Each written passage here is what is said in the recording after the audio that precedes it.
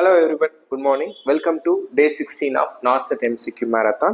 இன்னைக்கான கொஷின் ரொம்ப ஈஸியான கொஷின் தான். The absolute contraindication for electroconvulsive therapy is. So ECT யூஸ்வலாக எங்கே கொடுப்போம் நம்ம இண்டிகேஷன் வந்துட்டு 3 இருக்குது.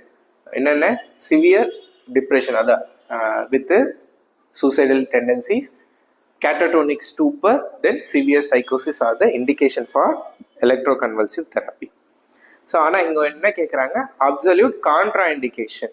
ஆப்ஷனில் என்ன இருக்குது, Mi myocardial infarction, diabetes, retinal detachment, அப்புறம் இன்க்ரீஸ்டு ஐசிபி.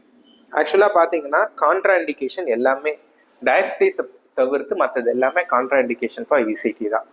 எம்ஐ இருந்தாலும் இசிடி கொடுக்கக்கூடாது, ரெட்டினல் டிட்டாச்மெண்ட் இருந்தாலும் இசிடி கொடுக்கக்கூடாது, அதுக்கப்புறம் இன்க்ரீஸ்டு ஐசிபி இருந்தாலும் இசிடி கொடுக்கக்கூடாது. ஆனால் அதில் முக்கியமான வேர்டு என்ன தெரியுமா அந்த கொஷினில், அப்சல்யூட் கான்ட்ரா இண்டிகேஷன்.